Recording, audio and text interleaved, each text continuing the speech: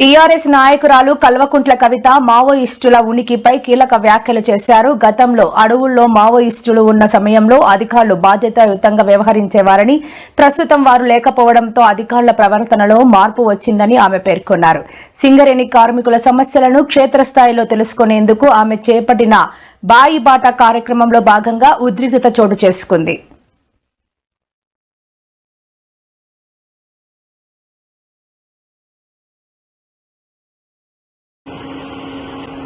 రోజు రోజుకి under ground మైన్లు బంద్ చేయాలి, ఓపెన్ కాస్ట్ మైన్లు పెంచుకోవాలి, ప్రైవేట్ వాళ్ళకి ఇవ్వాలని చూస్తున్నారు. ప్రైవేట్ వాళ్ళకి ఇచ్చినప్పుడు ఏమవుతుంది, మన హక్కులు అనేటటువంటి కాపాడబడవు.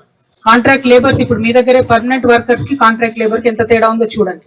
సో సింగరేణి టేకప్ చేసినప్పుడు పర్మనెంట్ వర్కర్స్ కు ఉండే ప్రొటెక్షన్ ఉంటుంది. అదే ప్రైవేట్ వాళ్ళకి ఇస్తే ఇప్పుడు కాంట్రాక్ట్ వాళ్ళ పరిస్థితి ఎట్లుంది, 10,000 12,000 అది కూడా వాళ్ళు ఇచ్చినప్పుడు ఇస్తారు, 2-3 నెలలు లేట్గా ఇస్తారు, అట్లాంటి పరిస్థితి ఉంటుంది. కాబట్టి ఓవరాల్ గా సింగరేణి అంతా కూడా ఫస్ట్ కాపాడుకుంటే, అండర్ గ్రౌండ్ మైన్స్ ఓపెన్ చేసుకుంటే, మ్యాన్ పవర్ పెంచుకుంటే ఈ ఏరియా అంతా కూడా ఒక ప్రొటెక్షన్ ఉంటుంది, ఈ ఏరియా అంతా కూడా మంచిగా నడుస్తుంది అనేది ఆ ప్రధానమైన ఉద్దేశం.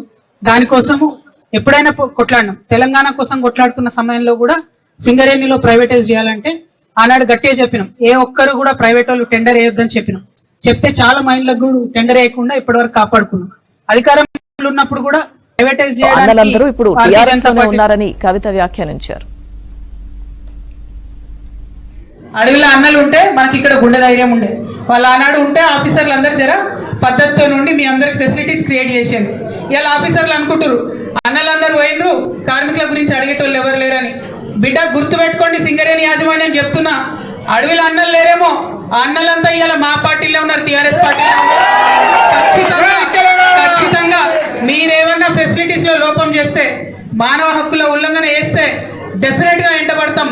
డెఫినెట్ గా మిమ్మల్ని మామూలుగా కాదు ఏదో బెదిరిస్తున్నా అనుకోవద్దు, బరాబర్ బెదిరిస్తున్నాం. మామూలుగా ఊరుకునే ప్రసక్తే లేదు.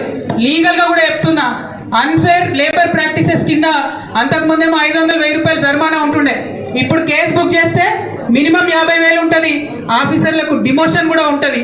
కాబట్టి మీరు వేధించడం ఆపేసే